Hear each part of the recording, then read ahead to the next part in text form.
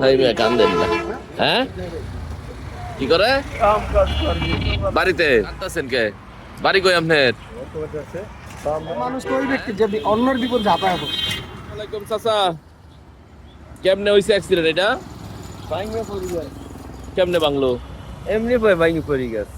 ও আচ্ছা আচ্ছা, এমনি এইখানে দেখা যায়। হ্যাঁ একদম। তো যাবেন কোথায় এখন? যাও হাজারিবাগ। ব্যথা ট্যাথা পাইছেন না? ব্যথা তো পাইছি। ও আল্লাহ, যাত্রী ছিল? আর যাচ্ছে ছিল কাইটে গেছে আমার আল্লাহ, রশি আছে। বিপদ। হ্যাঁ সকাল সকাল একটু তুলেন, একটু পিছনে তুলে ফেলেন দেখি। ভাই আপনি নিতে পারবেন তো নাকি? এখানে বানছি। নিতে পারবেন না এটা? নিতে পারবো। এইখানে কি দিয়ে বানবো? রশি দিয়া বানলে এটা যাইবো। দেখেন একটু বান্ধেন। রশি দিলাম। তো এখানে আমাদের কি অবস্থা, কি কি হয়েছিল বলো তো ভাই তোমরা? আসলে আমরা এখানে বসেছিলাম বিদ্যুৎ চত্বরে, পরে হঠাৎ করে আর কি কোনো কিছুই হয় নাই, খাস করে দেখলাম যে রিক্সাটা থেকে পড়ে গেল সবাই, মানে কোনো কেউ ধাক্কাও দেয় নাই, কেউ মারেও নাই। অটো। আচ্ছা আচ্ছা, এইটু ধরো তো, একটু ধরো। এইটা এনে বানলে তো আবার ছিঁড়ে যাবো না? হ্যাঁ এরকম ভাবে ভাঙছে। হ্যাঁ একটু ভাই হেল্প করেন তো ভাই, একটু হেল্প করেন। এটা খুললা না, এটা খুললা বানতে। তারপর ভাই বলো তো কি হয়েছে? তারপরে হঠাৎ করে ওই যে দেখলাম পড়ে গেল, তারপরে তো যে ওনাদের একটা অসুস্থ মহিলাই ছিল ওই পিছনে। আচ্ছা তারপরে উনি পড়ে গিয়ে আর কি ভয় পেয়ে গেছে। ওনার ছেলে ছিল, ওনার ইয়া ছিল, পরে মাথাটা ফুলে গেছে আর হাতে এই জায়গায় অনেক ক্ষত হয়েছে। উনি কোথায় এখন? পরে ওনাদেরকে, যে আমরা এখানে যারা ছিলাম ঢাকা মেডিকেলে, উনিও ছিল সাথে, হ্যাঁ পরে ওনাদেরকে ঢাকা মেডিকেল পাঠানো হয়েছে। যাক আলহামদুলিল্লাহ, ভয় পেয়েছে, একটু অজ্ঞান হয়ে গেছিল, তার মাথায় পানি টানি দিয়ে এখন সুস্থ করা হয়েছে আর কি।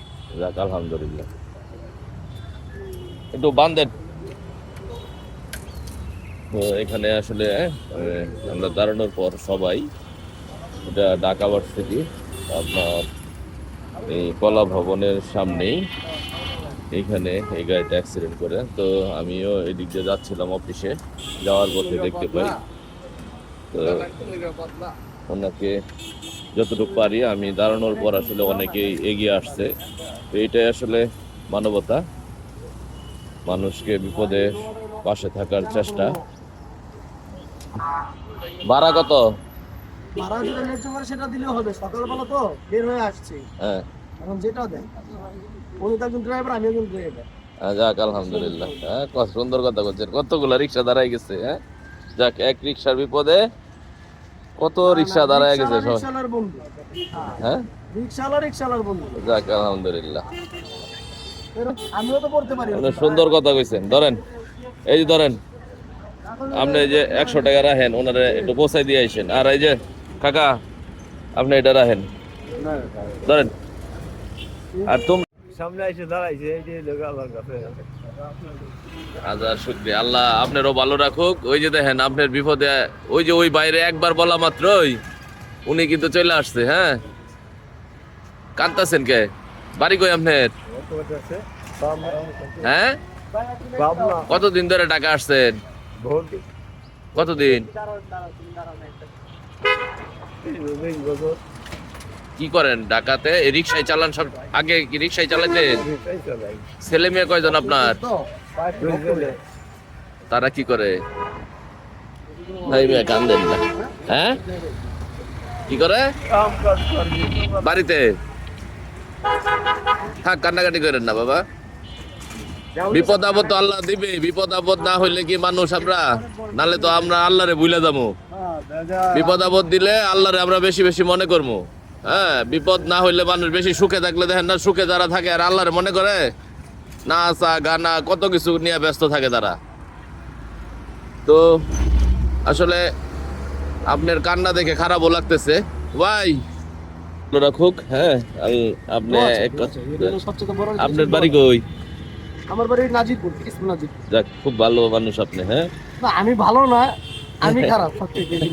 না না না, ভালো মানুষ না হলে আপনার ভালো, আমি সবচেয়ে বেশি খারাপ। আপনার একবার বলা মাত্রই আপনি নিচ্ছেন। হ্যাঁ বিপদে পড়তেই পারে, বিপদে যদি একজনের পিছনে পাশে না থাকি আমরা, তাহলে কিসের মানুষ হলো? সবচেয়ে মানুষ তো ওই ব্যক্তি যে অন্যের বিপদ ঝাঁপায় পড়ে। ধন্যবাদ, আসলে এর উপরে কোনো কথা নেই না, ভাই। না। আল্লাহ হাফেজ, সবাই ভালো থেকে নাই থাকো, সবাই ভালো থাকো। আল্লাহ হাফেজ, আল্লাহ হাফেজ। ঠিক আছে, আপনিও ভালো থাকেন। হ্যাঁ, ভালো থাকেন। তো আরে আপনি যে যেখান থেকেই আপনারা আমার ভিডিওটি দেখলেন, আসুন এখানে এই সুযোগ পাই, একটু মানুষের পাশে দাঁড়ানোর চেষ্টা করি। আল্লাহ হাফেজ, আসসালামু আলাইকুম।